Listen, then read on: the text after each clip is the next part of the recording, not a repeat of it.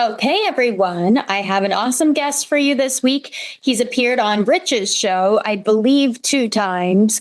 His name is Micah Dank. He's an expert astrotheologist. He's the author of Into the Rabbit Hole series. He's an ex-Freemason, which I recently learned. And he's also a huge critic of the Abrahamic religions. He has a new presentation for us today, and he says that we've been controlled for at least 6,000 years and wants to show us why. So we're going to wait for Micah to join us, and he will start the presentation. Can you see me now? Yep. Perfect. You're good. We're recording if you want to dive right into it. I already gave you a little intro. And before we actually start, I didn't know you were an ex-Freemason. Yeah. Have you talked about that? I joined years ago because I wanted to talk esotericism with people. And I wanted to find esoteric people, and I assumed that group would be it, basically. But what I came to find was it's not really so much an esoteric place. It's just kind of like a know who's who kind of place. And I did my lecture that I'm about to do for you now at the Grand Masonic Lodge in New York City. It was during COVID, so I did it digitally, and they put it in their digital library, only to find out that they had removed it for a few reasons. Wow. Too revealing of the signs, among other things. So I left. I wanted nothing to do with it. I don't believe in gatekeeping. Have you had any issues since you've left? No. Okay. Well, that's good. Yeah. That's good. You have to give me screen share. Okay. Okay, so this is the presentation that they removed from the Masonic Lodge library. This is the presentation that got me punted off YouTube. And I'm wondering why. So I'm just going to share it with you. We're going to tear through this, okay? Awesome. The Bible, the scriptures are metaphysical, astrological, and I'm going to go over the astrological part. Anatomical, alchemical, spiritual, esoteric, and mythology. They are not literal. They are not history. It is not reality. It is not original. The Bible is also a gematria book, an etymology book, a numerology book, a symbology book, and a psychedelic book. There's 12 holy sciences embedded into this. Now, without going into the astronomical thing just yet, let me give you an example, for the numerology, right? So here, John 21:11. So Simon Peter climbed back into the boat and dragged the net ashore. It was full of large fish, 153, but even with so many, then that was not torn. So right here, we see what's the Vesica Pisces, right? So how is this Pisces exactly? Well, then the middle part is the Vesica Pisces. But if I just do this, what do you notice? Yeah, it looks like the fish. So there's one fish. There's 2 fish. There's the Vesica Pisces, the 2 fish, Pisces. This middle piece right here, it's mathematical equation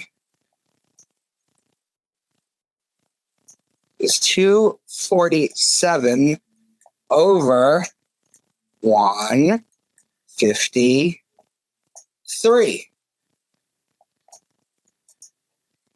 Full of large fish, 153, but even with so many, the net was not torn. So again, this is new. This is the numerology part of it. Mm-hmm. But I'm not really interested in going into the numerology part of it, to be honest with you. I'm sticking with the astrological one. And let me go ahead and start. Okay. So what is the point of all this? So I'm going to be making some claims here.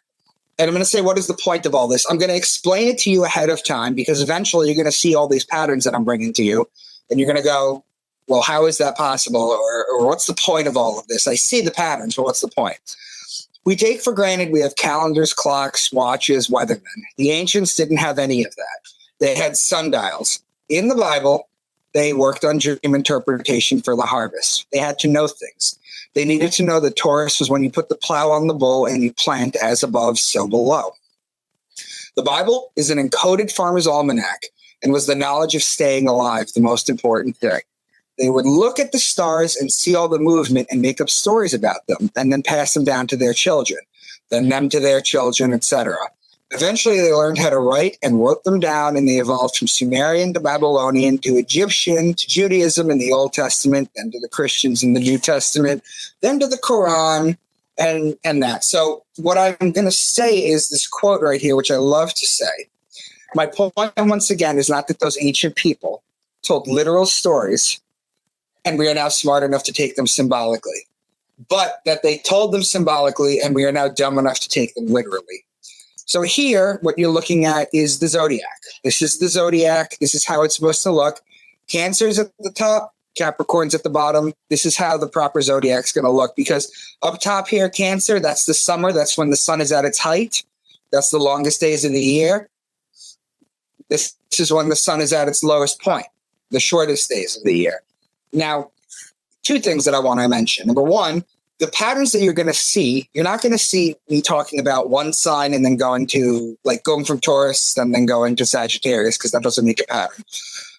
When I say connecting signs, if Aries, I'm using Aries right here, the connecting signs would be Taurus and Pisces, the two signs that it connects with.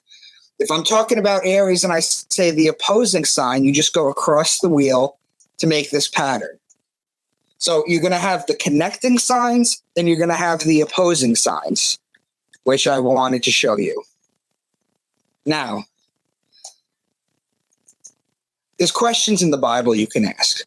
How Jesus was able to heal the blind, how he walked on water, how he turned water into wine, why he had 12 disciples, why he was betrayed with a kiss by Judas, why was he dead for 3 days, why is his birthday on December 25th, and all that is astrology. Now, Genesis 1:14 says, "Let lights appear in the sky to separate the day from the night. Let them be signs to mark the seasons, days, and the years." And that's exactly what it is. Now, each zodiac sign is called a house. There's different words for it. A house, a mansion, an era, an eon, a sign. There's many words for it. So what I'm going to do is I'm going to teach your audience the 12 zodiac signs in a way that they can understand it. And I'm going to give you keywords that punch into it, each sign. And you'll see what I mean in a minute. So the first sign I talk about is Aquarius, which is represented by the man with the water pitcher. Now, technically, Aries begins the year, but I start in Aquarius because that's kind of where our new year starts. Doesn't it technically start in Aries? It technically starts in Aries, the new year, yes. Yeah. But I start with Aquarius because that's closer to January 1st. Okay. And you'll see why I use Aquarius first. Okay. So the story of Aquarius goes back in one of its iterations to the story of Zeus and the young boy. So Zeus basically saw a 14-year-old blonde boy on Earth that he wanted in heaven with him. Or on Mount Olympus, I should say, which incidentally, Mount Olympus is a real place. And none of the Greeks thought to go to the top of Mount Olympus to see if the gods were doing anything up there. But nonetheless, Zeus saw a boy on Earth. He wanted him with him. And the boy's father wouldn't let him go. So Zeus bargains with him. And then down the road, eventually, he lets the boy go up. So the boy's up in Mount Olympus in heaven, and he's serving everybody out of this water pitcher. In the picture, something called ambrosia, which was their nectar of the gods. And he's doing this day in and day out. And he gets really fed up with doing this one day, just doing the same thing day in and day out. So he goes to the side, right to the edge of the cliff, and he pours it out, which causes a flood story. That's where the Greeks get their flood story from. Anyway, Zeus is usually a benevolent kind of god. In a moment of self-reflection, which was unlike him, but in a moment of self-reflection, he was going to punish him. But in a moment of self-reflection, he goes, I probably shouldn't have brought the boy up. And then he just talks himself out of it. So instead of punishing him, he immortalizes him as the constellation Aquarius right here. So the key words for this would be man, because this is the sign of the man, whereas Virgo is the sign of the woman. Baptism, because this is how you baptize somebody. All you got to do is put a child or a confused adult under it, and that's a baptism. Water pitcher, because this is a water pitcher. Fountain, because the Greek statues and the fountains were built like this. Stream, river, pond, lake, ocean, sea. These are water bodies represented by the pouring water right here.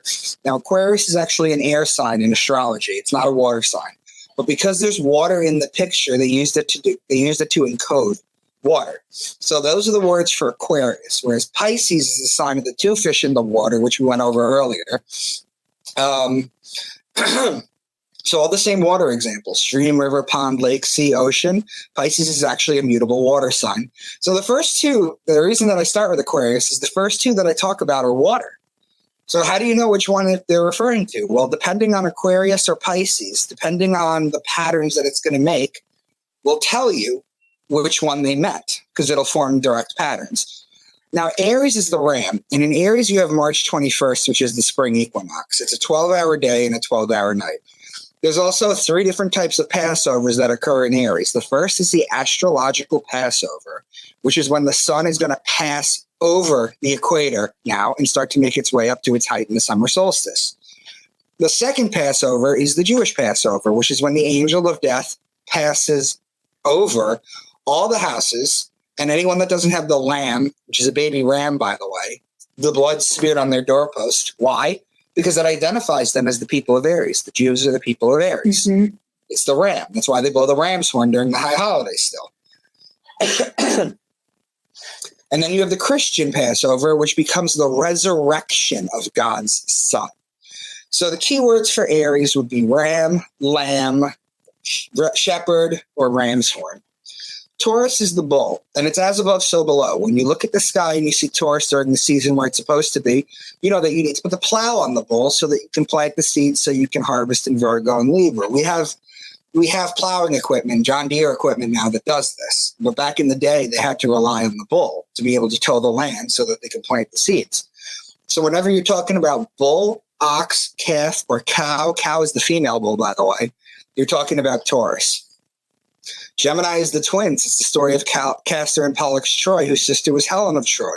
It's the story of Achilles. So when you're talking about twins or brothers, you're talking about Gemini. Cancer is the crab, and it's the sideways moving creature. So what the sun does every year is on December 25th, it rises a degree on its axis. On December 26th, an additional degree. On December 27th, an additional degree. It's easier viewed this way. So Cancer is 14.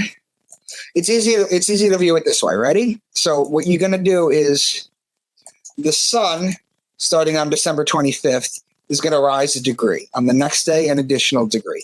Every day, it's going to rise an additional degree every single day like this, going through the signs until it hits its height in Cancer. This is the summer solstice.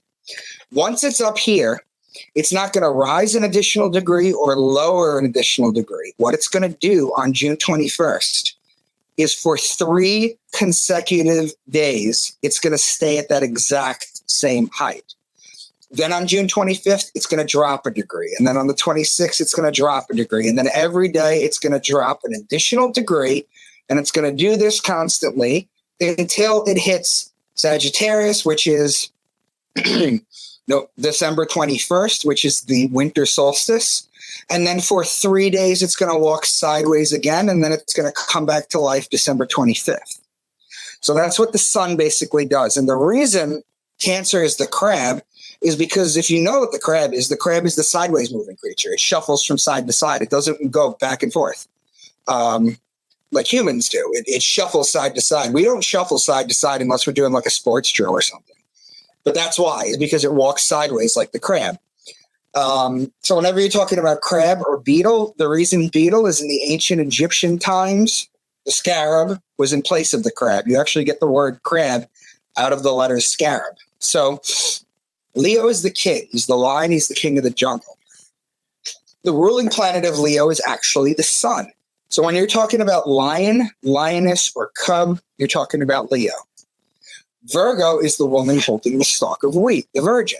Remember before when we said that you plant in Taurus? Well, the virgins would cultivate the wheat in Virgo in order to make the bread for the year. So whenever you hear virgin or woman, wheat, because this is the stalk of wheat, grain, seed, barley, corn, these are all grainy things that in the northern hemisphere, thousands of years ago, they used to harvest during Virgo. Virgo was the harvest season.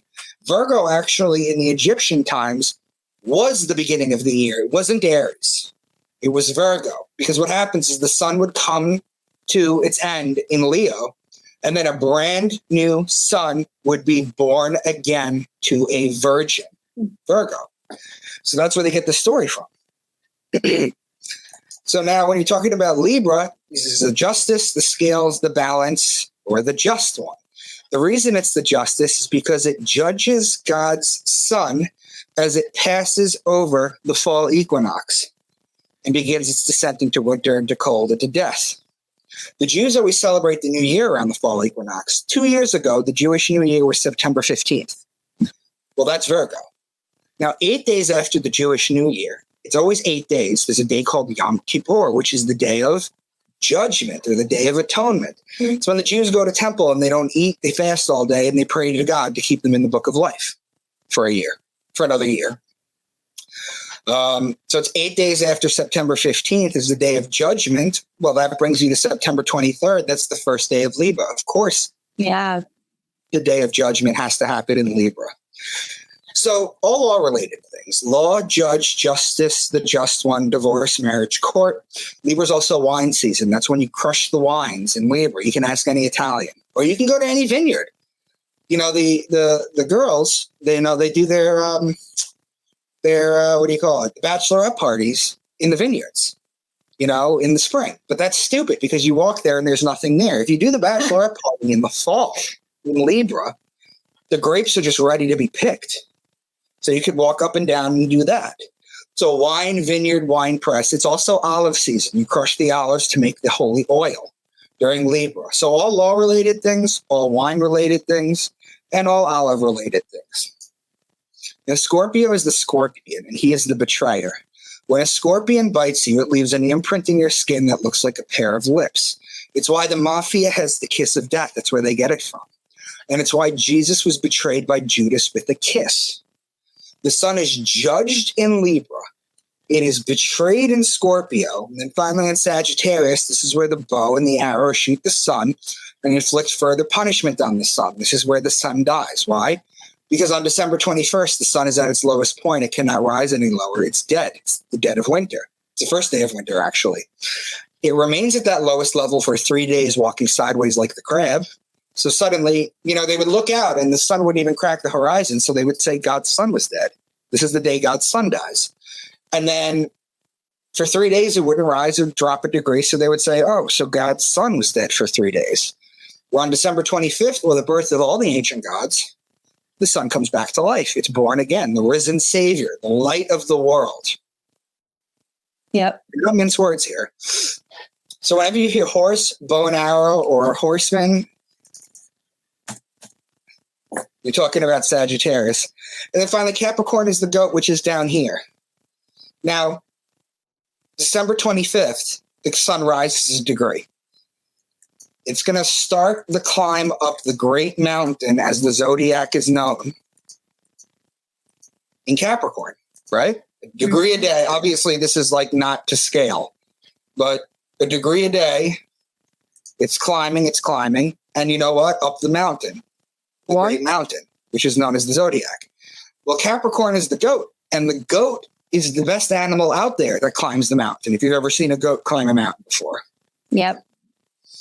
So, Kristen, these are the 12 signs. Do you have any questions or any comments you want to throw in? The only thing that I'm confused about is with the 3 days, I know when it comes to the sun above December 25th, like he dies and is risen again. But isn't that technically what happens in April for Easter? No, it only happens twice. It happens in Capricorn and it happens in Cancer. Well, actually, it happens Sagittarius, Capricorn, and in Cancer. Okay, gotcha. So if I were to show you a picture of Jesus, there's names for him that he's given in church. Let's go through the signs. The goat, Capricorn, Jesus would be called the scapegoat of Israel. The sun would be called the scapegoat of Israel. The man sign, Aquarius, Jesus would be called Son of Man. Pisces, the two fish, Jesus would be the fisher of men. And it's also why he feeds the masses with 2 fish. Aries, the ram, he is known as the Lamb of God. Cancer, the scarab. Remember I mentioned that? St. Augustine, who the Christians like to quote at me a lot for religious purposes, St. Augustine called Jesus the good beetle because he knew the science. Leo the lion, he's known as the Lion of Judah. The lady holding the stalk of wheat, Virgo, he is born of a virgin and he's called the bread of life. Libra is the scales of justice, he's known as the just one. Then he's betrayed in Scorpio. He dies in Sagittarius on December 21st. So the last day of Sagittarius is the day of death. And it's also why he's worshipped on the Sunday. So based on everything that I've just given you, if we go to scripture, Deuteronomy 32, he gave them honey from the cliffs and olive oil from the rocky grounds. He gave his people butter from the herd and milk from the flock. He gave them lambs and goats. They had the best rams from Bashan and the finest wheat. They drank the best wine made from the juice of red grapes. But Jeshurun became fat and kicked like a bull. So right here, he gave them honey. In the sign Cancer, right here, there is a asterism, which means it's a tightly knit group of stars like I'm showing you right here. It's an asterism. It's called the beehive cluster. So that's where the honey comes from. The beehive cluster, if you trace it back even further, was called the manger. So go figure. From the cliffs and olive oil is Libra, from the rocky ground. He gave his people butter from the herd and milk from the flock. So the milk, right here, in the sign Sagittarius, right here, there is a group of stars called the Milky Way galaxy, which is where the milk comes from. So, basically, the first day of Cancer, which is right here, is the honey. So the first day of winter, right here, which is the milk, this is your land of milk and honey. It's from the summer to the winter. It's not a place on earth. He gave them lambs, that's Aries, and goats, that's Capricorn. They had the best rams, that's Aries, from Bashan and the finest wheat. Virgo, the lady holding the wheat stalk. They drank the best wine from the juice of red grapes, that's Libra.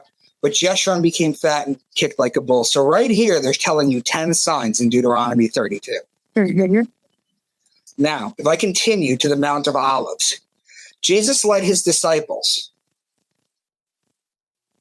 Jesus led his disciples to the Mount of Olives after his last Passover so that he could teach them a few more things, pray, then wait for Judas to betray him. While walking to the Mount of Olives, he gave the parable of the true vine. So, Passover takes place here in Aries. This is Passover. Well, right after that, he walks to the Mount of Olives. Well, olives are Libra. They are opposing signs. Now they're in Libra. While they're in Libra, they are waiting for Judas to betray him. Who's the betrayer? That's the next sign over, Scorpio. He is the betrayer. But they are not in Scorpio because they were clear and they said they are waiting for him to betray. So they're not in Scorpio. So they're still in Libra. So what does he do while he's in Libra? He gives the parable of the true vine. Well, the vine has to do with the grapes, which has to do with Libra. So this is how they start to tell the story through using manipulations of the zodiac through patterns. Now, if I do Revelation 4:7, the first living creature was like a lion. The second was like an ox. The third had a face like a man. The fourth was like a flying eagle. The first living creature was like a lion. That's Leo. The second was like an ox. That's Taurus. The third had a face like a man. That's Aquarius. The fourth was like a flying eagle. In astrology, the scorpion is the belly-crawling creature. It's the lowest form of life on earth. It crawls on its belly. It's a punishment. The first thing that God does after the deception in the Garden of Eden is take the legs away from the snake to make him crawl on his belly. It's a punishment. But its ascendant, or the evolved form, is known as the eagle, which is the highest flying form of life on earth. So the eagle is one of the 7 ascendants of Scorpio, which I'm not going to get into right now because it's irrelevant to what I'm teaching. But just know that it evolves into the eagle, and then the eagle evolves into the phoenix. And what is the phoenix? It's the story of Christ. It's the sun. It's a flaming ball of life that dies, not for 3 days, but dies, and then is reborn from its ashes. It's the same story they're telling over and over again. So you have Leo, Taurus, Aquarius, and Scorpio. These are the 4 fixed signs in the zodiac. So if I were to show you this, the first sign, you see there's 12 signs here, right? Yep. There's 12 signs here. And now let's not thicken this. Okay. There's 12 signs. I need a different color. Okay, that's good. There's 12 signs here. These 4 are known as the cardinal signs. That's why there's cardinals in church. If I were to break these signs down individually, you can break each sign down into 3 10-day segments called deacons. That's why there's deacons and cardinals in church. Now, these are the cardinal sign. It's the first sign in the season. The fixed sign, Taurus, Leo, Scorpio, and Aquarius, are the fixed signs because it's the second out of third sign. So it's the middle of the season. It's the dead in the sun. It's the dead in the Aquarius is the winter, Taurus is the spring, Leo is the summer, Scorpio is the fall. So what I'm trying to say is Leo and Aquarius are opposing signs. Taurus and Scorpio, or the eagle, are opposing signs. So is there really going to be a 4-headed animal or 4-headed creature in the sky? Or is it really just making this pattern on the zodiac, this cross? Which is Occam's razor? Which is more realistic? Ezekiel 10:14. Each of the cherubim had 4 faces. One face was that of a cherub, the second the face of a human being, the third the face of a lion, and the fourth the face of an eagle. It's the same thing. Revelation 12. A great sign appeared in heaven, a woman clothed with the sun, with the moon under her feet, and a crown of 12 stars on her head. She was pregnant and cried out in pain as she was about to give birth. Then another sign appeared in heaven, an enormous red dragon, with 7 heads and 10 horns and 7 crowns on its head. Its tail swept a third of the stars out of the sky and flung them to earth. So, a woman clothed with the sun is a metaphor for the sun being in Virgo. So, you have 12 zodiac signs and a 24-hour-a-day clock. So, the sun has to, by math, spend 2 hours a day in each sign. And you can figure that out here. This is midnight to 2, 3 to 4, 4 to 6, 6 to 8. You figure it out. It's the same way. Anyway, so where am I?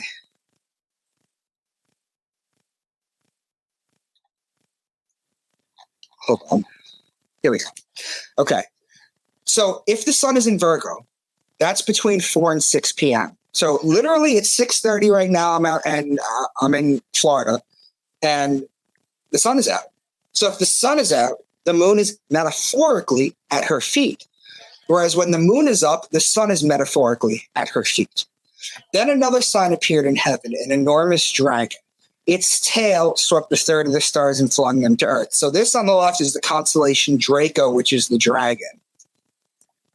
And this is its tail right here.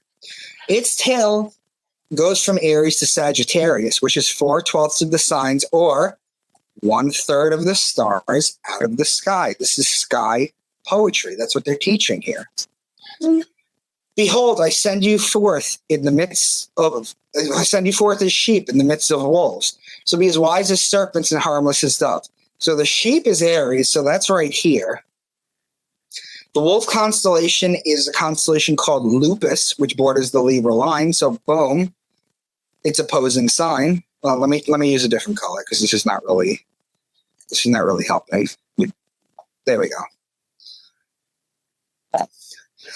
Those are opposing signs. The serpent is the serpent in Ophiuchus, which sits right here between Scorpio and Sagittarius. And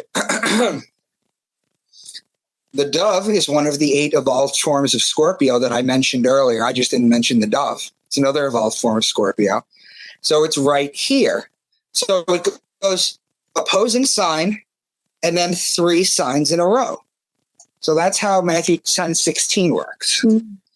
So I've given examples of astrotheology in the Old Testament as well as the New Testament. I've been accused of cherry-picking verses from the Bible to prove a point, so let's take a much longer passage and see if we can decode it as well. So I come to the book of Job. The book of Job is the oldest book in the Bible by a long shot, too. The book of Genesis isn't the first book. The book of Job is the first book, and it was put there during the Synod of Jamnia in 100 AD. It's when the rabbis got together, because at 100 AD, by the way, at 100 AD, the Old Testament wasn't canonized, so the books were all over the place. So they had to sit down and decide that. Now, an interesting thing happened then. Around 70 AD, the Gospel of Mark came out. The Gospel of Mark is the oldest gospel. And they actually deliberated during the Synod of Jamnia, which people always ask me for, sources. Read the Encyclopedia Britannica, because it outlines this whole thing. And what basically happened was they were deliberating whether or not to put the Gospel of Mark into the Old Testament, and they decided against it. They decided to keep it for the New Testament.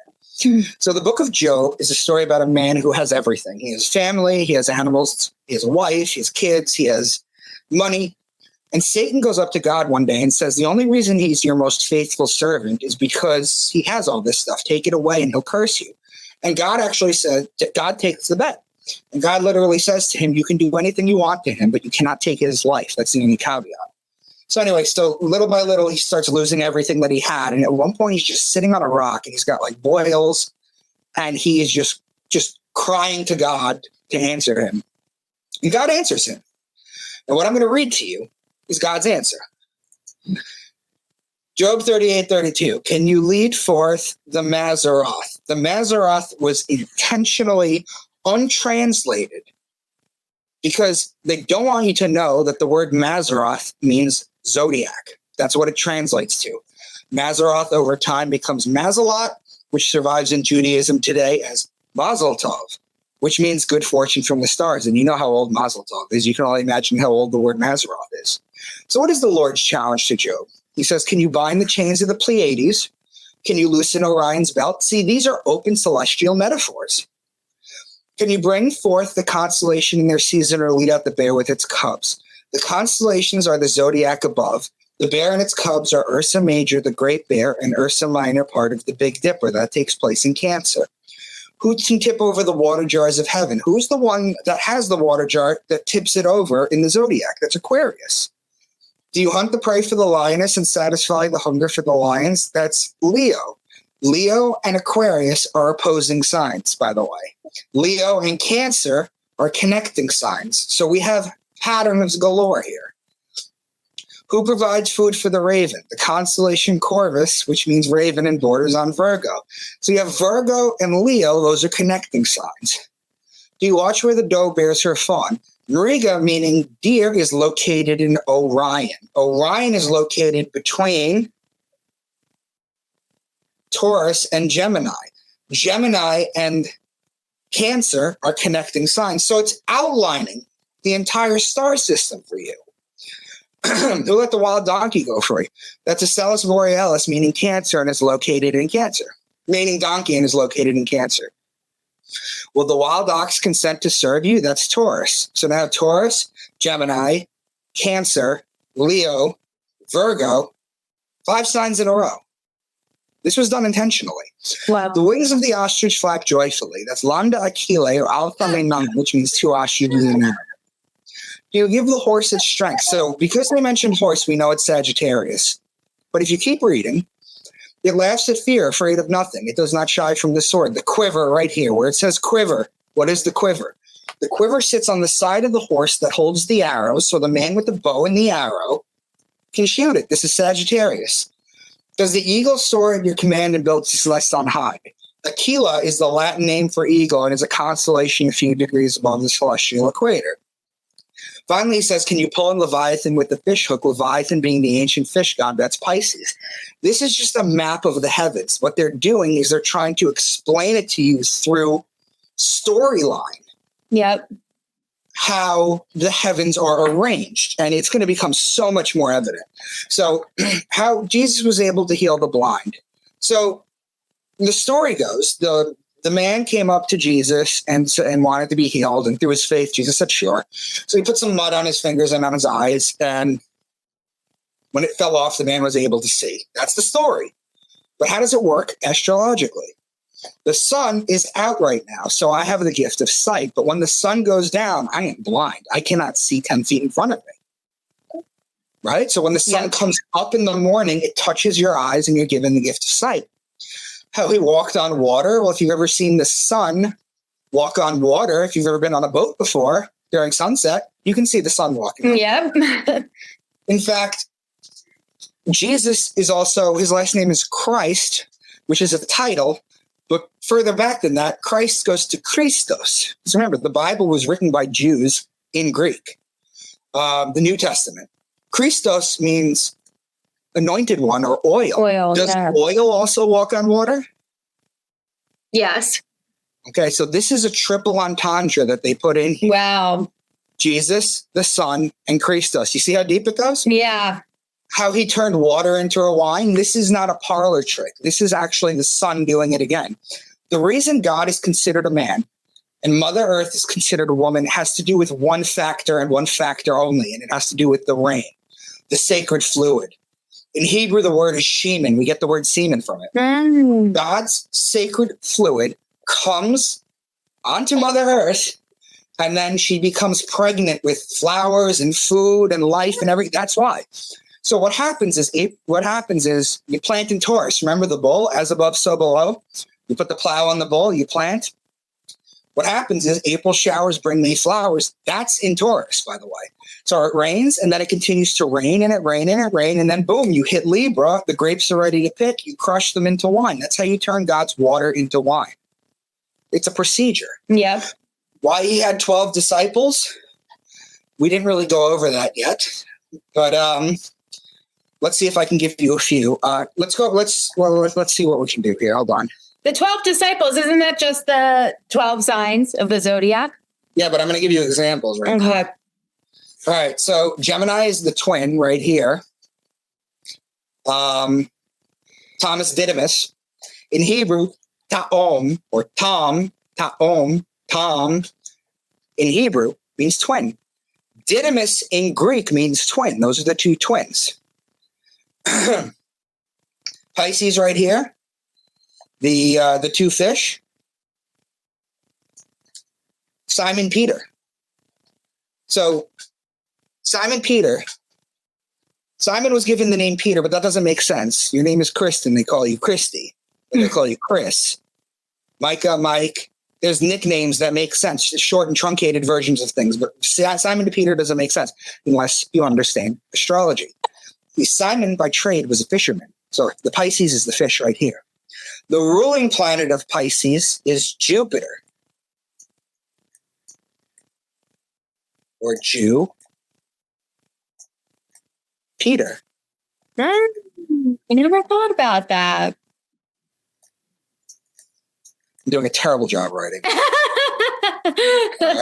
All right. Scorpio, Judas the betrayer. And I've given you 3 examples right now.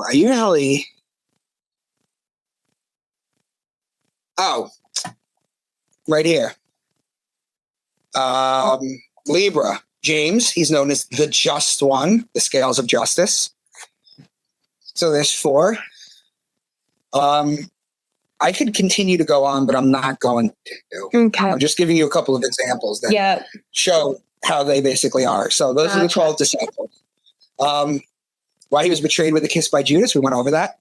Why he was dead for 3 days, we went over that. Why his birthday's on December 25th, we went over that. Yep. This science only works for people in the Northern Hemisphere, and there's a reason for that. The Egyptians, Jews, Christians, and Muslims are all based out of the Northern Hemisphere.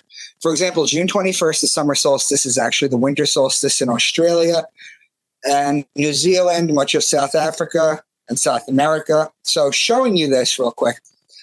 You plow in Taurus, right? You plow in Taurus. Well, let me use a different color. I know, I'm absolutely demolishing this.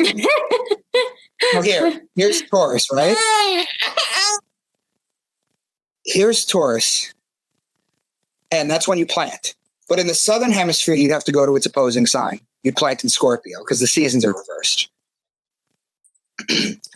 So, But it doesn't stop there. It's not just random passages in the Bible that can be decoded this way. We're going to go through the entire book of Revelation to show how deep this runs.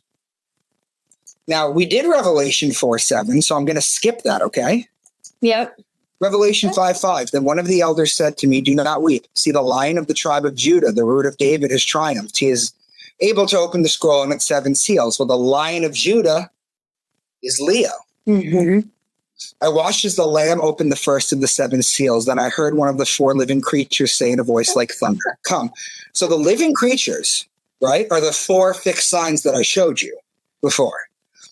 The Lamb has to open the first seal because the Lamb is the beginning of the year in the spring. Now, they say here in a voice like thunder. It's interesting that they use this phrase because the word for thunder in Hebrew is translated to mean voices. So when they heard thunder, they thought that it was God speaking. Oh. So I looked, and there before me was a white horse. Its rider held a bow. Who's that's Sagittarius? Sagittarius, yeah. Right, it's right there. Yeah. Then I heard what sounded like a voice among the 4 living creatures saying, 2 pounds of wheat for a day's wages and 6 pounds of barley for a day's wages. And do not damage the oil and the wine. So Virgo and Libra. Virgo and Libra, exactly. The wheat and the barley, the bread and the beer, and the oil and the wine. Virgo and Libra, exactly. Yeah. You're starting to get it too. I watched as he opened the 6th seal. There was a great earthquake. The sun turned black like sackcloth made of goat hair. The whole moon turned blood red. And the stars in the sky fell to earth as figs dropped from a fig tree when shaken by a strong wind. So the goat is Capricorn. The moon turned blood red makes an interesting pattern because the Capricorn's opposing sign is Cancer. Yep. So you go to the opposing sign Cancer. The Cancer is ruled by the moon. So that shows you that. Yep. Then I heard the number of those who were sealed, 144,000 from all the tribes of Israel. So people think that there's only going to be 144,000 people led into heaven. That's what they think. At least that's what the Jehovah's Witnesses think. Yep. But if you understand that there's influence from the East, there are 7 chakras. The root has 4 petals. The heart, the sacral has 6. The solar plexus has 10. The heart has 12, and the throat has 16, which equals 48. The third eye chakra is represented by 96 and only has 2 petals because it's 2 times as powerful as the lower chakras. 48 times 2 is 96. The crown chakra is 1,000 times more powerful than the lower 6 chakras. When you add the lower 6, you get 96 plus 48 equals 144. You times that by 1,000 and you get your 144,000. When you've activated all your chakras, that is when you go to see God. Anyone can do it. Revelation 9:3, and out of the smoke, locusts came down on the earth and were given power like that over the scorpions on earth. So I mentioned this in other times before, but basically locusts, if you read Leviticus 11, locusts, well, actually, we're going to get to that, but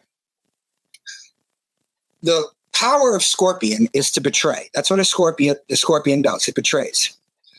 Now, the locusts are either a plague or they're a food source, right? Because in smaller amounts in Leviticus 11, they tell you you can eat locusts, but they betray in bigger numbers. So that's what it's trying to say. So the locusts looked like horses prepared for battle. On their heads, they wore something like crowns of gold, and their faces resembled human faces. Their hair was like women's hair, and their teeth were like lion's teeth. Their tails were stingers like scorpions. So Sagittarius, the sun is in Sagittarius, crowns of gold on the horses. That's the sun in Sagittarius. Then the woman is Virgo, the lion is Leo, and the tails are Scorpio. Virgo and Leo are connecting signs. We did Revelation 12, so I'm going to skip that.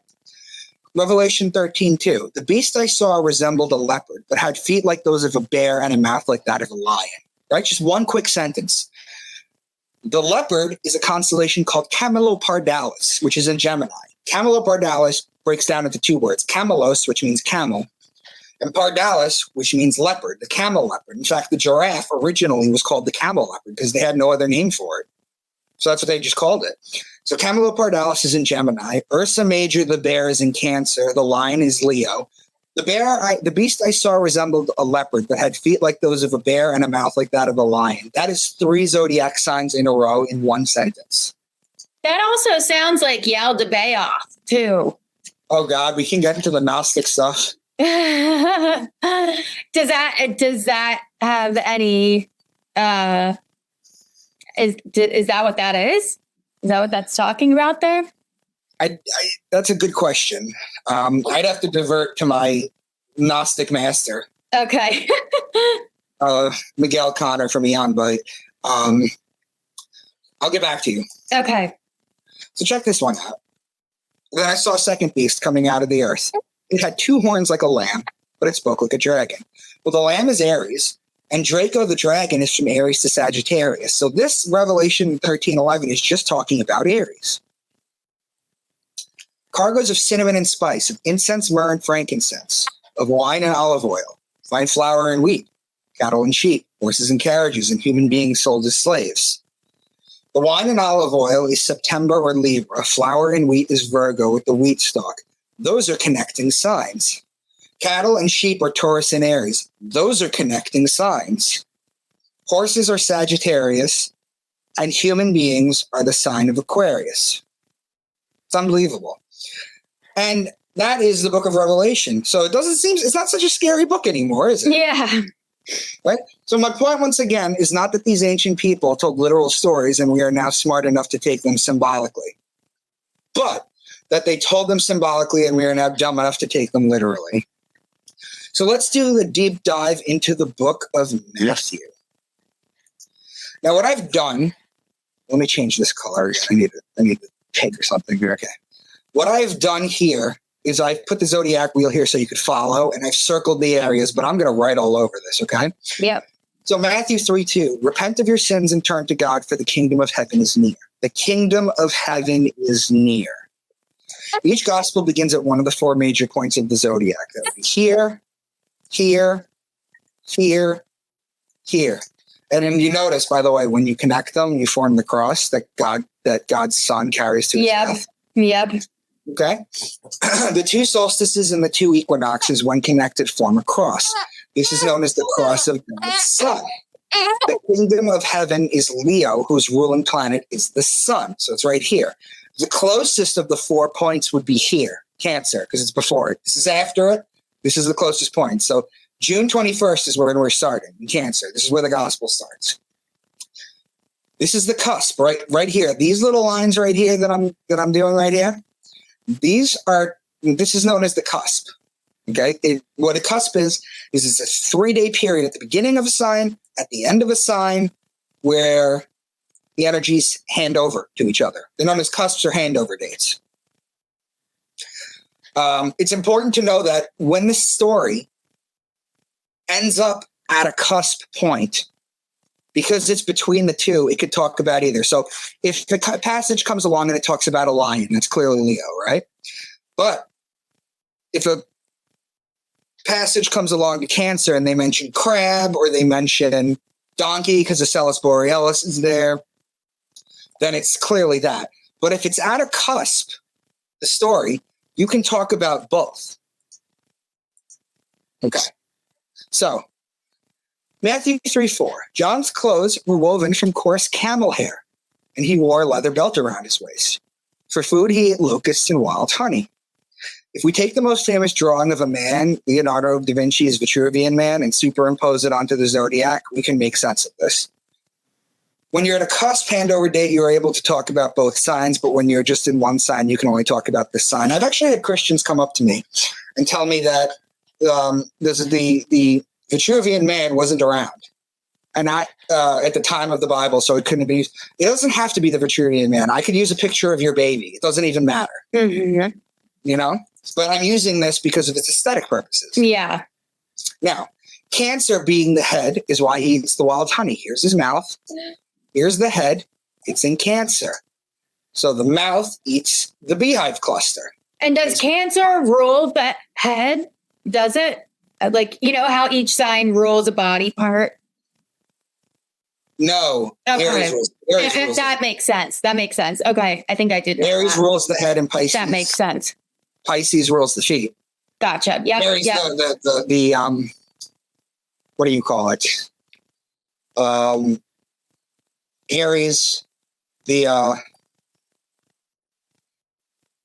ruling planet of Aries is Mars, which is the god of war. So that's why you get headed. Yeah. Yep. Yep. You Yeah. have Pisces, which is in the water. That's where you get cold feet. Yeah. Hot-headed and cold feet. Yep. So anyway, so he's eating the sun. He's eating the honey, the beehive cluster in Cancer. Leviticus 11. What's clean and unclean to eat? Remember, I actually mentioned this earlier that we'd get to this.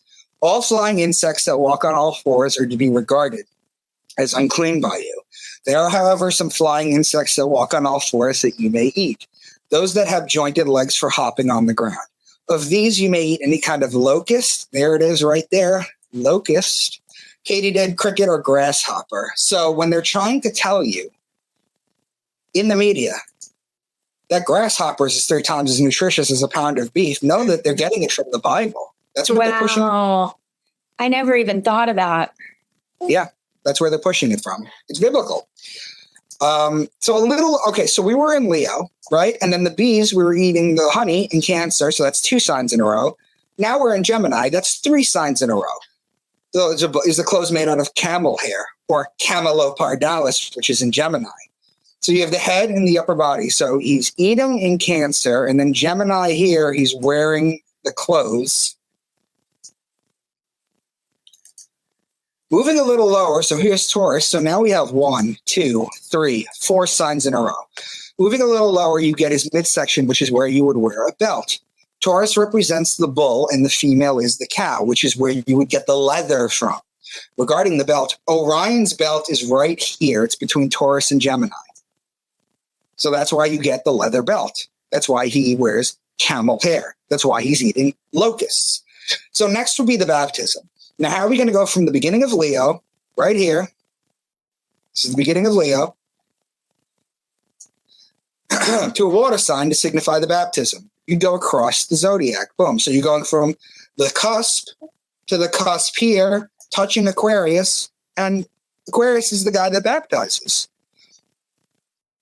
So next, here we see how it makes a leap from one. I don't like the word firmament, but here's where it makes a leap from one cusp to the other. The man with the water pitcher in Aquarius is personified as John the Baptist with the water.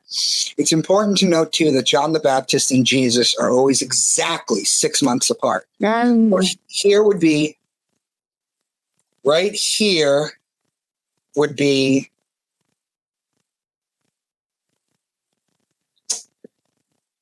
John the Baptist, and here would be Jesus. Now, as this dude goes down, this dude goes up. If you look at it like an arm of a clock. Yep. Okay. It's important to note too that John the Baptist and Jesus are always 6 months apart. When you think about the fact that Jesus is born on December 25th and rises a degree a day, then that must mean that John the Baptist is born on June 24th and decrease a degree a day.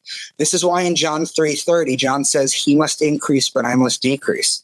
And it's also why St. John's Day is exactly 6 months to the day of the birthday of Jesus. Look up any Catholic calendar. It's June 24th. They don't even hide it. So the next story is the temptation of Jesus. So we're going back to the Cancer Leo cusp right here, okay, of July 24th. Well, this one is simple. He's tempted for 40 days. So what are you going to do?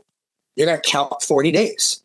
That's going to take you from July 24th to September 2nd, which is right in the middle of Virgo. Now, what is the very next passage? Matthew 4:3. If you are the Son of God, tell these stones to become loaves of bread. Yeah. Here we see the mention of the bread, which tells you that the sun is in Virgo. The next passage, Matthew 5:17 and 22. I did not come to abolish the law. So we were in Virgo with the bread. And Now I did not come to abolish the law as Libra, right? Mm-hmm. Yeah. If you are angry with someone, you are subject to judgment, right? So Leo, Virgo, and Leo, Virgo, and Libra. That's 3 signs in a row. Yep. Now, next, Matthew 7:15-16. Beware of false prophets who come disguised as harmless sheep. That's Aries right here. And can you pick grapes from the thorn bushes? Well, the grapes are in Libra. That's right here. It's an opposing sign. Moving along, Matthew 13. Later that same day, Jesus left the house and sat beside the lake. So you have to the careful words that they use. He sat beside the lake. If he was in the lake, he'd be in Aquarius or Pisces, the two waters. But because he's beside it, he's beside both of them. He's in between them. The barrier between Aquarius and Pisces. Its cross sign is Leo, Virgo.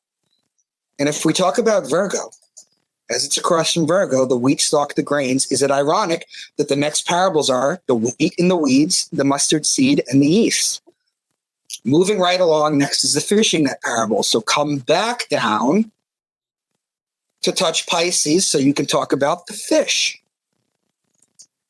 Gemini is the sign of two men, technically twins. However, there's a short mention of brothers in the next passage. He's just the carpenter's son, and we know Mary, his mother, and his brother, James, Joseph, Simon, and Judas. This ends at the firmament. I hate that word. This ends at the cusp of Why Gemini. do you hate that? Why do you hate the word? Because I struggle with it. Okay. Gemini and Cancer right here, right? Because they were talking about twins, so it's Gemini, so it's still touching Gemini. Well, if you follow it to its cross side, Sagittarius, Capricorn, that is December 21st. That's the day of death. What is the very next passage after this? It's the death of John the Baptist.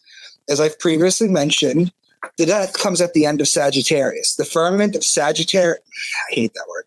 I have to rewrite this. The cusp of Sagittarius, Capricorn, and Gemini, Cancer are opposing signs. So let's take this sentence, which sounds like it could be in the Bible, but isn't. If I say to you, the rulers were divided between war and love, it split the land in half. You can read that as a literal statement. You can pray to that. You can quote that. Or the ruling planet of Aries is Mars, who is the god of war. The ruling planet of Libra is Venus, who's the goddess of love. Hey, it splits the land in half. Makes sense. Right? These are the kind of parables. This is how parables are written. Yeah. That's what we're doing. Matthew 14, 17, and 32, but we only have 5 loaves of bread. That's right here, Virgo. And the 2 fish, Pisces. They are opposing signs. This is the cross of God's Son. We were just in Virgo, and now next is Libra, which is law and wine and oil, remember? What story do we get now? The story of the temple tax, Libra, the unforgiving debtor, law, divorce and marriage, law, and the vineyard worker, grapes. Then next is, so you went from Virgo to Libra to Scorpio. Scorpio is the betrayer. And then next is the death of Jesus. Astrology is a language. If you understand this language, the sky speaks to you. Are you starting to see the great implication of this so far? It means that at the very, very, very, very, very, very least, the Bible is not meant to be taken literally. At its greatest, I don't know, but at its least. So now let me read this again. What is the point of this? We take for granted we have calendars, clocks, watches, weathermen. The ancients didn't have any of that. They had sundials. In the Bible, they worked on dream interpretations for harvest. They had to know things. They needed to know Taurus was when you put the plow on the bull and plant as above, so below. The Bible is an encoded farmer's almanac and was the knowledge of staying alive the most important thing. They would look at the stars and see all this movement and make the stories up about them and pass them down to their children, then them to their children. Eventually, they learned how to write and wrote them down, and it evolved from Sumerian to Babylonian to Egyptian to Judaism to Christians to the Quran and so on and so forth. Mm-hmm. My point, once again, is not that those ancient people told literal stories and we are now smart enough to take them symbolically, but that they told them symbolically and we're now dumb enough to take them literally. I'm going to keep repeating that. The U.S. was not founded as a Christian nation. I just want to veer for 1 second and read this. Yeah. Christianity is the most perverted system that ever shone on a man. That's Thomas Jefferson. I have found Christian dogma unintelligible. That's Benjamin Franklin. This would be the best of all possible worlds if there were no religion in it. John Adams. The Constitution is the guide which I will never abandon. George Washington. But if we keep going, John Adams, Thomas Jefferson in a letter to John Adams, and the day will come when the mystical generation of Jesus by the Supreme Being as his father in the womb of a virgin will be classed with the fable of the generation of Minerva in the brain of Jupiter. What influence, in fact, have Christian ecclesiastical establishments had on civil society? In many instances, they have been upholding the thrones of political tyranny. In no instance have they been sent as the guardians of the liberties of the people. That's James Madison.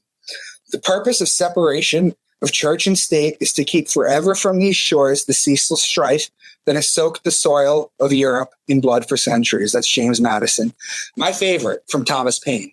The Christian religion is a parody on the worship of the sun, in which they put a man called Christ in the place of the sun and pay him the adoration originally paid to the sun.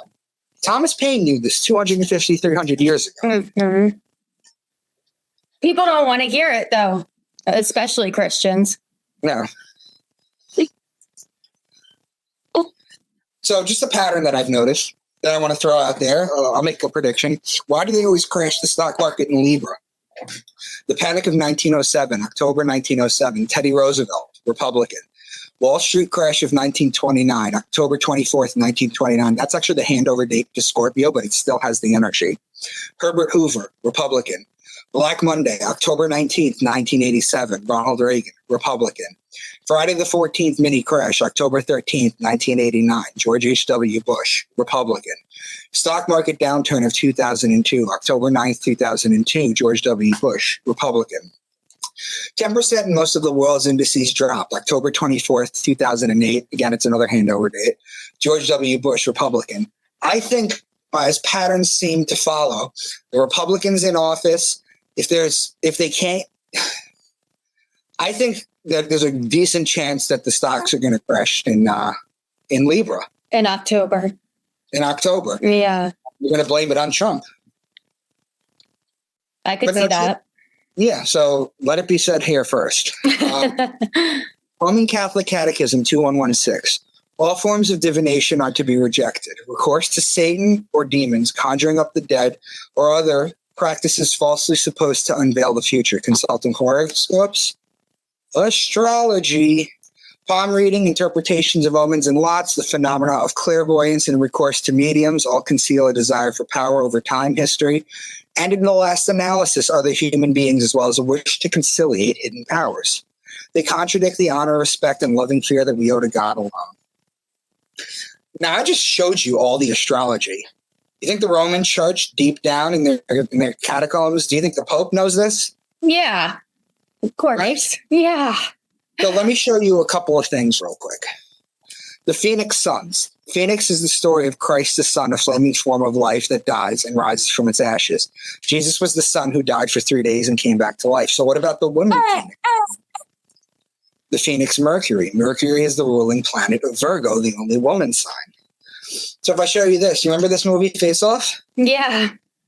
1990s movie Face Off starring Nicolas Cage and John Travolta. Well, what are their characters' names? Nicolas Cage character is Castor Troy, and his brother is Pollux Troy. That's Gemini. Those are the names of Gemini. Oh, wow.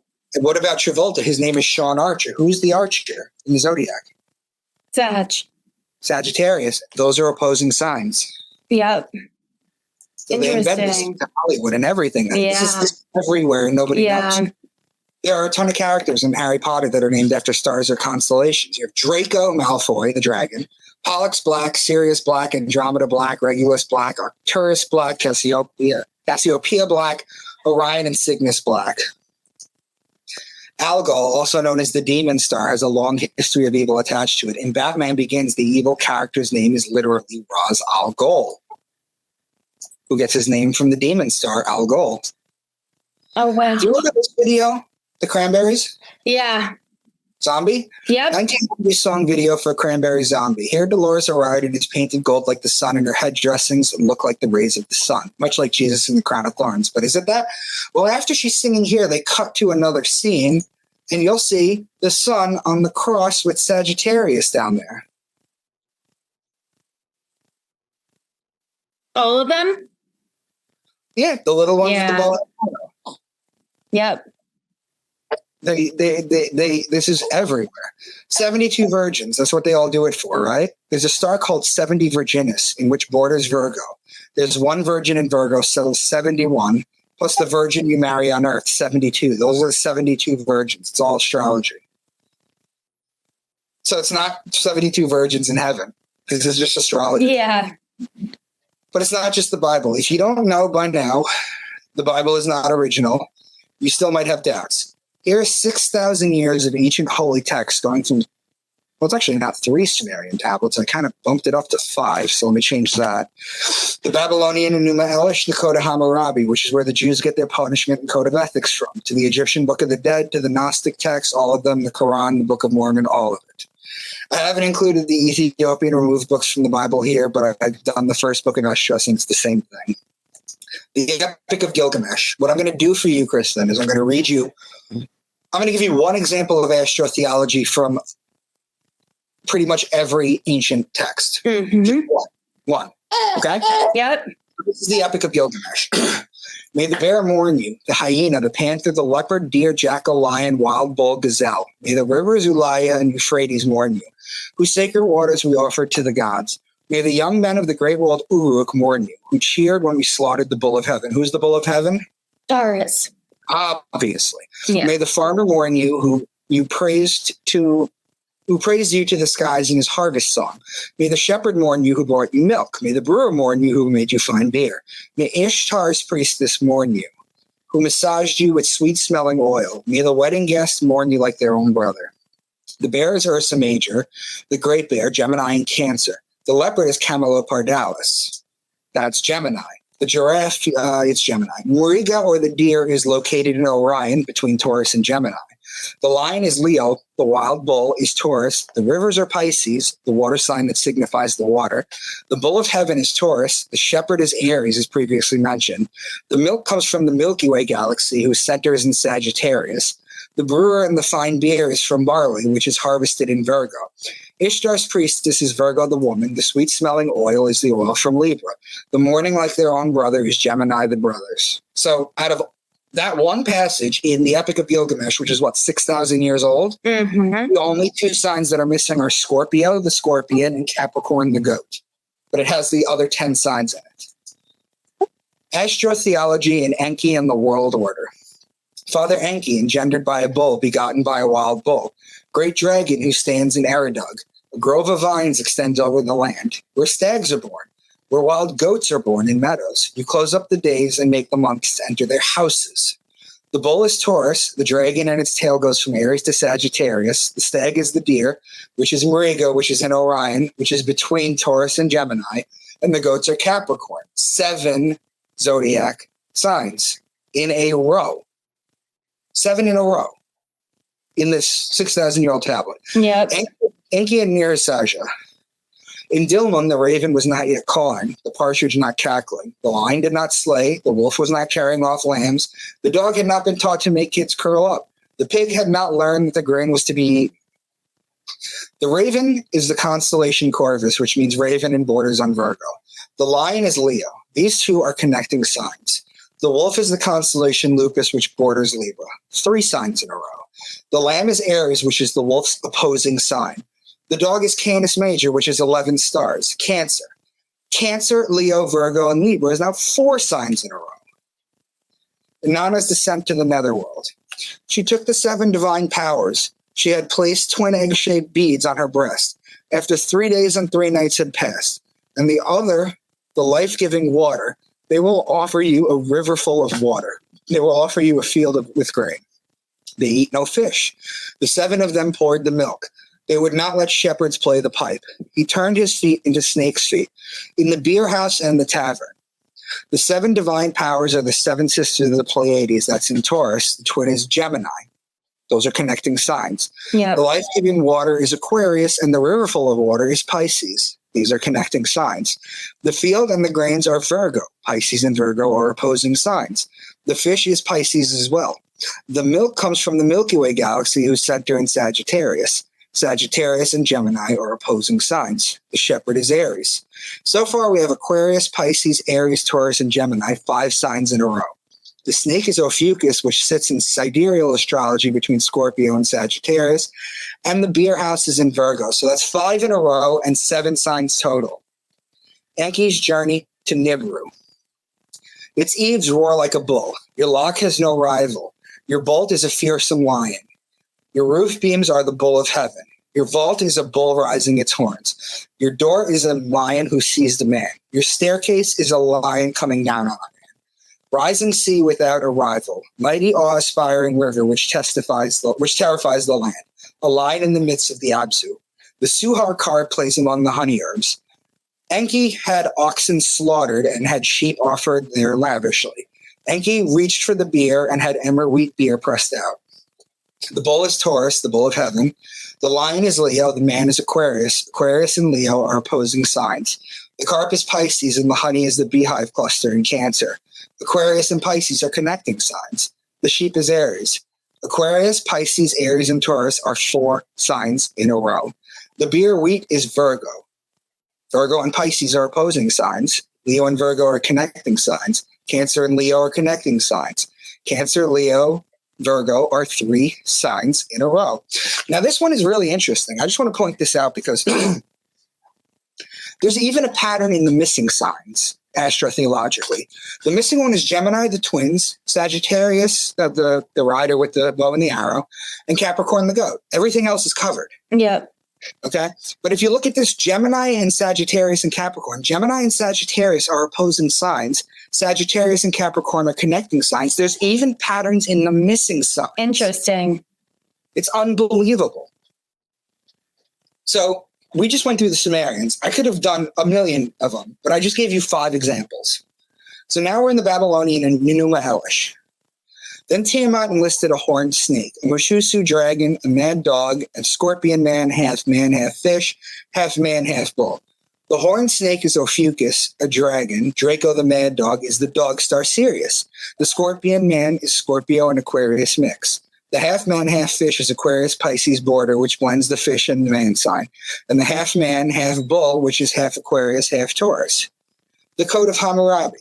If a man has stolen ox or sheep or ass or pig or ship, whether from the temple or the palace, he shall pay 30-fold.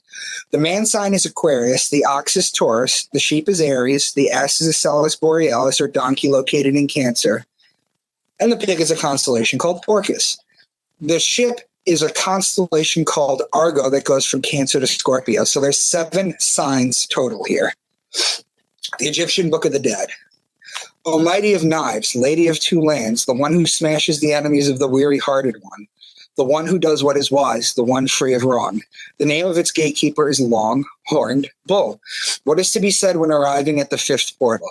Words spoken by the Osiris Ani, the vindicated, O fiery one, mistress of heat, the joyful one, the one whom the entities of the bald-headed do not descend, the one who asks that something be given to her without the swift glance entering into her. The name of the gatekeeper is one who spears the disaffected. So the lady is Virgo, the woman. The long-haired bull is Taurus, the bull. Chapter for becoming Ta, eating bread, drinking beer, purifying the hinder parts, and being alive in Heliopolis. What will you live on, say the gods in spirit to me? I will live and have power through bread. Where will you eat it, say the gods and spirits to me? I will have power and I will eat it under the branches of the tree of Hathor, my mistress, who made offering of bread, beer, and corn. You get bread, wheat, beer, barley, corn, all Virgo. That's when you all of in Heliopolis. Those who are in Heliopolis bow their heads to me, for I am the Lord, I am their bull. The bull is Taurus. Heliopolis is the city of light in Egypt. It was called On, which is why when you go into a room today, you turn the lights on to become enlightened. Yep. Right? So the Book of Enoch. Semjazi taught enchantments. However, the resolving of enchantments. Barakijal taught astrology. Kokabel, the constellations. Ezekiel, the knowledge of the clouds. Sariel, the course of the moon. And in those days shall the mountains leap like rams, Aries, and the hills shall also skip like lambs, Aries, satisfied with the milk, the Milky Way galaxy, Sagittarius. The Gospel of Q. Give us our daily bread today. Which of you would give your child a stone if they ask for bread, or would you give them a snake if they ask for fish? The bread is Virgo, the snake is Ophiuchus, and the fish is Pisces. Pisces and Virgo are opposing signs. Everyone who divorces his wife and remarries is unfaithful to her, and whoever marries someone who's divorced is unfaithful too. Which of you, if you had 100 sheep and lost one of them, wouldn't leave the 99 in the hills to go after the one that got lost? Divorce, marriage, court, law is all Libra. The sheep are Aries. Those are opposing signs. The secret gospel of John. Sophia saw what her desire produced, to change into the form of a dragon with a lion's head. Dragon is the sign Draco, and it goes from Aries to Sagittarius. The lion's head is Leo the lion. Aquarius, which is part of Draco, and Leo are opposing signs. The gospel of Thomas. Happy is the lion that a man will eat. The lion will become a man.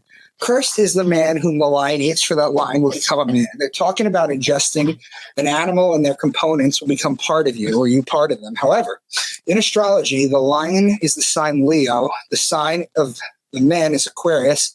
They are opposing signs on the zodiac. Man is like a skilled angler who casts his net and draws it up full of fish. They're talking about the man, Aquarius, and the sign of the fish, Pisces. These are connecting signs. The Gospel of Mary Magdalene. Mary questioned her master.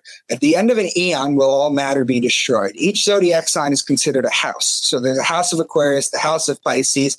Each sign is also called an eon or a mansion or an era. There's different words for it. But when she says eon, she's talking about the zodiac sign. The Gospel of Philip. When he came to his disciples in splendid glory on the Mount of Olives, he wasn't small. He became great and made his disciples great so they could see him in his greatness. On that day, he said in gratitude, "You who have united perfect light with Holy Spirit, unite us with the angels as well. Don't scorn the Lamb. Without him, it is impossible to know the King. No one may visit the King without robes of light." Well, the olives are Libra, the Lamb is Aries, and those happen to be opposing signs. The Good Samaritan gave wine and oil to the weak man. Wine and oil comes from Libra. The Gospel of Judas. A nearby lake of still waters quenched our thirst. The place reminded us of David's famed shepherd psalm. Our souls are restored. The lake of still waters is Pisces the water. The shepherd is Aries. Those are connecting signs. The Gospel of Emmanuel by Billy Meyer. The earth I'm stepping away from the astro for a second because I found something here that I wanted to share with you. Okay. The earth can nourish and support 500 million people of all the human races. But if these laws are not followed, in 2,000 years, 10 times 500 million people will exist and the earth will not be able to support them anymore. The gospel was discovered in 1963. What was created in 1980 that talks about the 500 million? Are you talking about the Georgia Guidestones? Yep. Yeah. To me, from what I've looked at, I've traced it back to this. I can't find it any further back than this. But look what it says: 500 million people. But if these laws are not followed, this was supposed to be written around the time of Christ, right? 10 times 500 million people. That's 5 billion people. That's 1963. That's almost on point. Yep. It's very interesting. Truly I say to you, from now on I will no longer drink of the fruit of the vineyard, nor eat of the bread until I drink and eat again with you after my affliction. The grapes are Libra and the bread is Virgo. Those are connecting signs. The Quran. Those who do not know, say, why has not the Lord turned the word to us, and why will he not show us a sign from heaven? Similar words were spoken by those who came from before. Their hearts are alike. We interpret the signs for those who are committed to their faith. And how beautiful all people see the love of earthly passions. Here are women and sons. They are mountains of silver and gold, and marked horses, and herds of cattle in a plowed field. Women are Virgo, the sign of the woman. The sons are the boys in Gemini. Horses are Sagittarius, and cattle is Taurus. A plowed field is Taurus as well. Taurus and Gemini are connecting signs. Gemini and Sagittarius are opposing signs. Verily, in the creation of earth and sky, and in the change of night to day, here are the hidden signs for those who have intelligence. They're just throwing it out there. Yeah. And among them, there are those who only pretendingly listen to you. We put a cover on their hearts so that they will not understand it. And we covered their ears with deafness. And even if they see all the signs, they will not. I mean, it's just the Quran.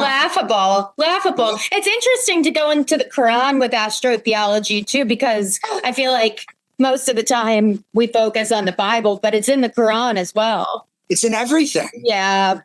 So he's the one who brings down water to you from the sky. And with it, we give plants of all kinds to grow. And with it, we grow shoots of cereals. From them, we grow grains, sitting in an ear of a dent side by side. From the date palm, its ovaries, bunches of fruits hanging low, gardens of vines, olives, pomegranates, which in many ways are so similar yet so different from each other. When fruits appear on them, rejoice in how they are poured and ripen. Truly, in this are hidden signs for those who believe in God. So what are the signs? Well, the grains are planted in Taurus. Then April showers bring Mayflowers, water from the sky. The grains grow. Reap in Virgo. Gardens of vines and olives. Grapes and olives are pressed in Libra. These are the hidden signs. And whoever wants to own a beautiful garden of date palms and vines, which is washed by abundant streams, where for his pleasure all kinds of fruits, while old age befalls him. And the children are weak, so that a fiery whirlwind falls on the garden and swallows it all to ashes. So the Lord explains his signs to you so you can understand. The vines are vineyards in Libra, and the streams are the streams in the water sign of Pisces and Aquarius. The Book of Mormon. Nevertheless, I went forth, and as I came near unto the house of Laban, I beheld a man, and he had fallen to the earth before me, for he was drunken with wine. So there's the wine. That's Libra.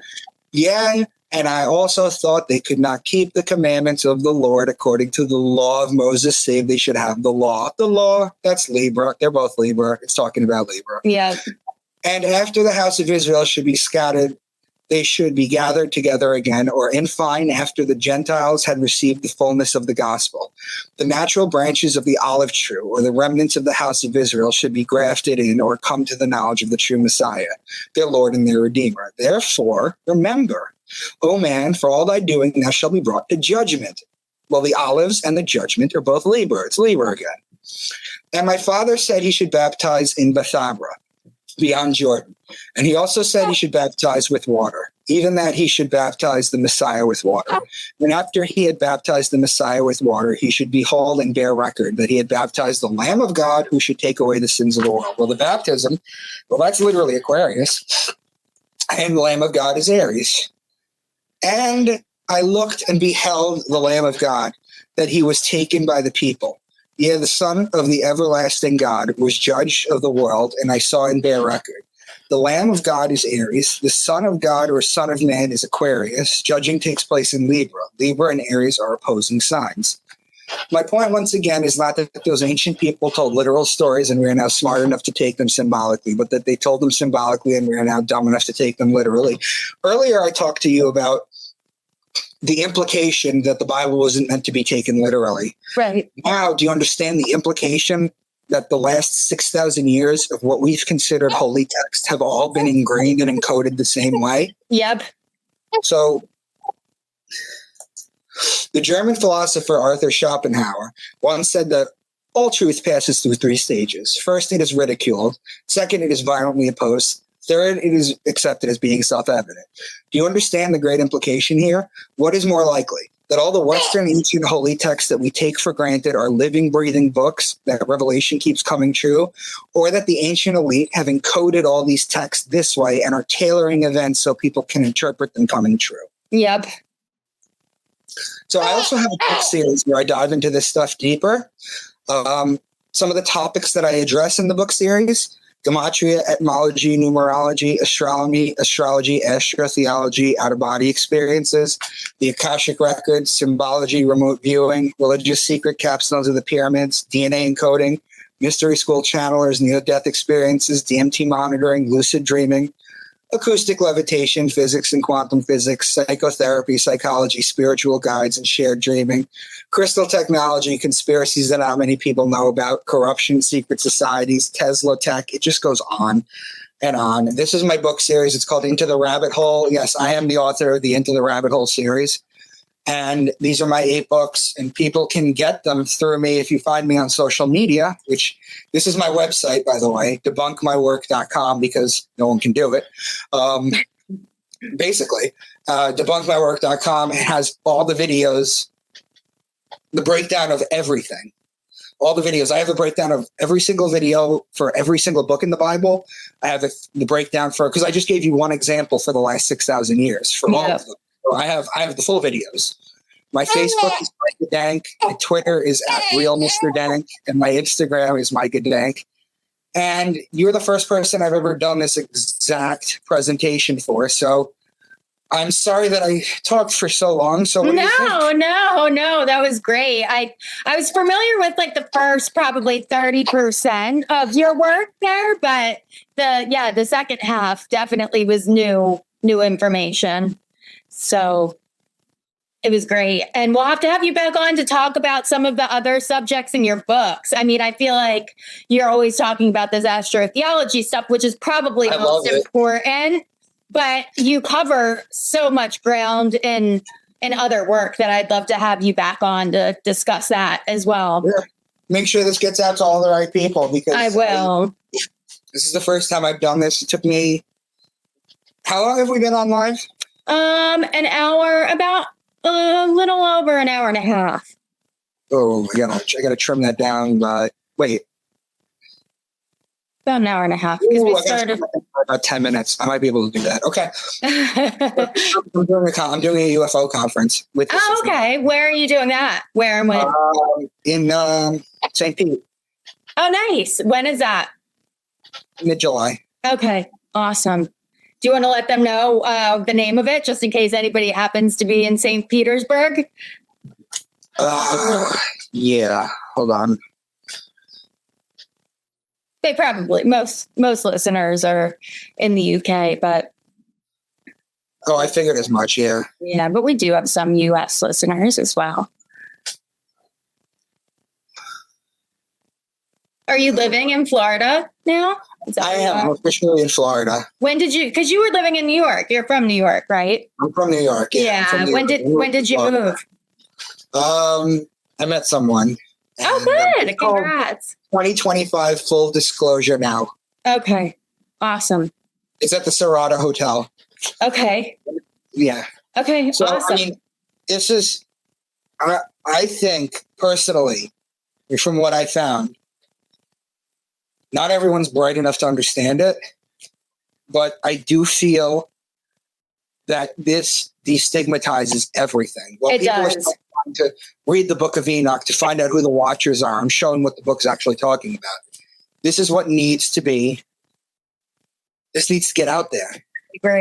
I agree. And to me, it seems so logical and so simple, actually. I don't think that there's anything complicated about it. It's pretty straightforward and pretty freaking obvious. But I think for a lot of people who grew up in the Abrahamic religions, it's just so hard to remove that programming from their minds, you know? Right. So, but you're doing great work. You're one of the best when it comes to astrotheology. And I think it's important, too, that people understand the difference between astrology and astrotheology. Right. And you do a great job of that. So thank you. You're welcome. Well, it's been awesome. And we'll get you on again soon. Pick another topic. Yeah, I have other stuff that I can get into. Pick another topic from your books or something else that you don't talk about that often, because like I said, I know you cover a wide range of topics, and it's good to have some variety. Would you tell Rich I say hello? Yeah, I will. I'm sure maybe he'll watch. But yeah, I'll let him know. Okay. Let me know everything goes, Kristen. Thank you. I will. Thank you. I'll talk to you soon. Bye. All right. Bye.